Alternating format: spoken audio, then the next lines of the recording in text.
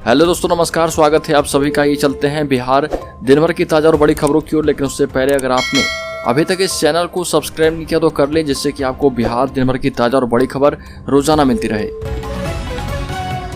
पहली और बड़ी खबर, समस्तीपुर में बीजेपी के नेता रघुवीर स्वर्णकार की हत्या पर बिहार भाजपा ने डिप्टी सीएम तेजस्वी यादव पर तंज कसा।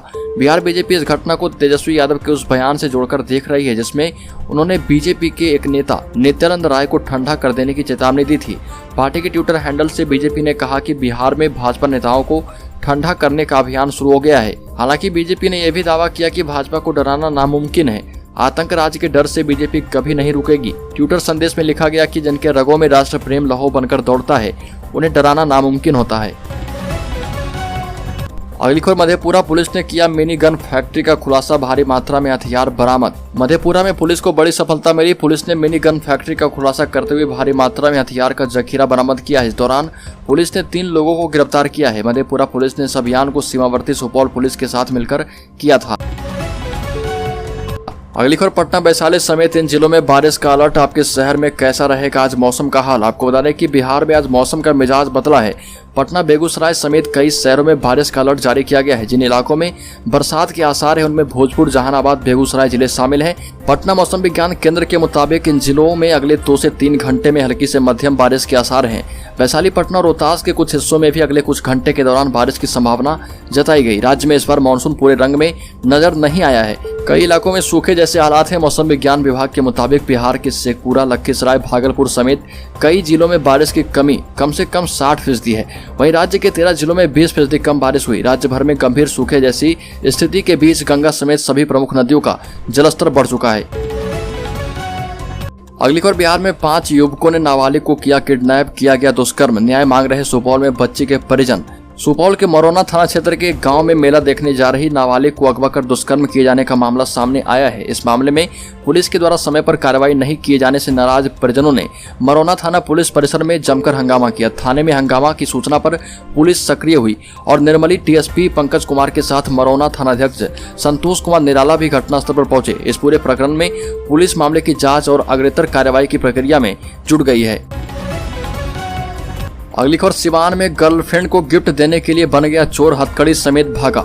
सिवान में गर्लफ्रेंड को सोने की चेन गिफ्ट करने के चक्कर में पॉकेटमार बना शख्स अब पुलिस कस्टडी से फरार हो गया है। पुलिस को आरोपी की तलाश है। इसके लिए एसआईटी का गठन किया गया है। 2 दिन पहले अपनी गर्लफ्रेंड को उसके बर्थडे पर गोल्ड चैन गिफ्ट देने के लिए युवक ने पॉकेटमारी की थी। इस दौरान पब्लिक यात्रा चढ़ गया था, जिसके बाद उसकी जमकर पिटाई की गई। बाद में उसे पुलिस ने बचाया और अपने साथ लेकर चली गई। पुलिस की गिरफ्तारी में 2 दिन से कार्रवाई चल ही रही थी कि अचानक पुलिस कस्टडी से भी फरार हो गया। ऐसे में रविवार को पुलिस ने उसकी गिरफ्तारी के लिए एसआईटी टीम गठित कर दी है। अगली खबर, पटना एयरपोर्ट पर महिला के बैग में मिली गोली। पटना एयरपोर्ट पर उस वक्त हड़कंप मच गया जब एक महिला के बैग से गोली मिली। बैग के अंदर एक साथ 2 गोली रखी हुई थी। महिला अपने बेटे के साथ थी। एयरपोर्ट पर सुरक्षा में तैनात सीआईएसएफ की टीम ने महिला और उसके बेटे को अपनी कस्टडी में ले लिया है। शुरुआती पूछताछ के बाद दोनों को एयरपोर्ट थाना के हवाले कर दिया गया है। महिला का नाम श्रद्धा झा है। समस्तीपुर की रहने वाली श्रद्धा झा को अपने बेटे शैल कश्यप के साथ इंडिगो की फ्लाइट 6E178 से दिल्ली जाना था। सुरक्षा जांच के दरमियान बोर्डिंग से पहले उनके रजिस्टर्ड बैग की स्क्रीनिंग की गई। जब बैग स्कैनर मशीन में था तब उसमें से आवाज आने लगी। शक होने पर बैग को खोलकर देखा गया, जिसमें 315 और 12 बोर के 2 जिंदा गोली बरामद हुई।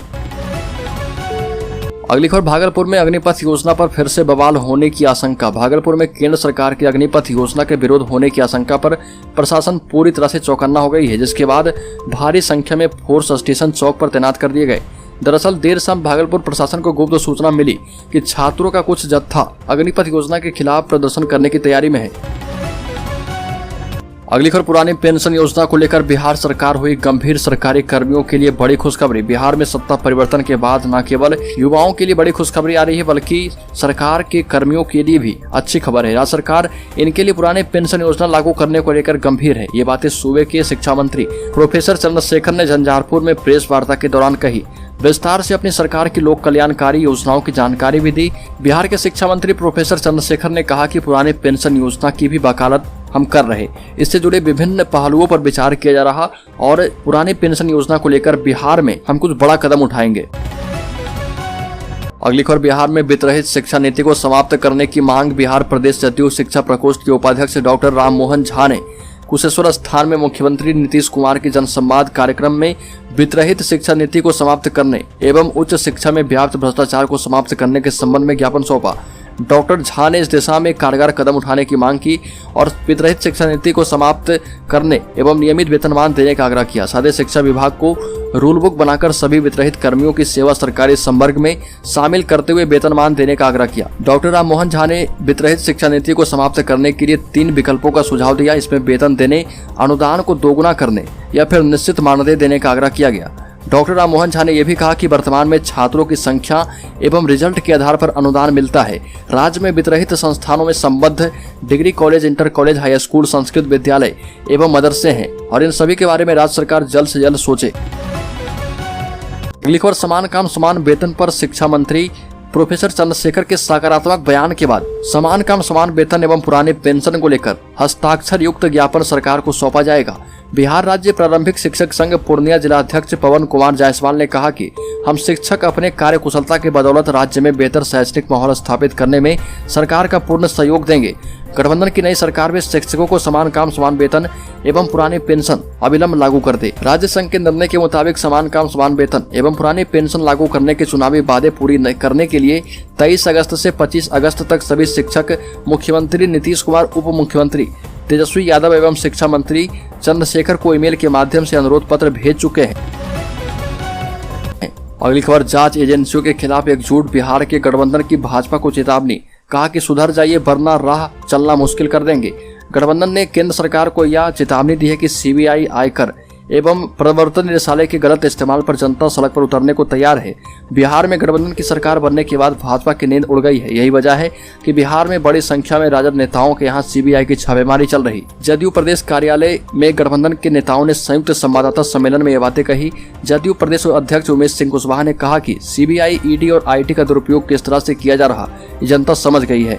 गठबंधन के नेताओं ने एकजुट होकर भाजपा के खिलाफ बिगुल फूंक दिया है। राजद के राष्ट्रीय प्रवक्ता मनोज झा ने कहा कि एक षड्यंत्र के तहत भाजपा ने गुड़गांव के एक मॉल पर सीबीआई की छापेमारी करवाई और यह कहवाया कि मॉल तेजस्वी यादव का है, जबकि उक्त मॉल के प्रमोटर व्हाइटलैंड ने यह कहा है कि उक्त मॉल से तेजस्वी यादव का कोई लेना देना नहीं है। जदयू नेता एवं समाज कल्याण मंत्री मदन सैनी ने कहा कि सीबीआई, ईडी और आईटी का इस्तेमाल जिस तरह से केंद्र सरकार के द्वारा किया जा रहा उस कुकृत्य की हम निंदा करते हैं। चाहे इसका जितना इस्तेमाल कर लें, हम लोग पूरी तरह से एकजुट हैं। वहीं गठबंधन ने अपने प्रेस कॉन्फ्रेंस में कहा कि जल्द ही हम सड़क पर उतरने को भी तैयार हैं। अगली खबर, बिहार में नौकरी देने को लेकर एक्शन में तेजस्वी यादव, अधिकारियों से कहा कि इस विभाग में चालू कीजिए तेजी से बहाली। उप मुख्यमंत्री के साथ स्वास्थ्य मंत्री की कमान संभालने के बाद तेजस्वी यादव पहली बार राज्य स्वास्थ्य समिति के कार्यालय पहुंचे।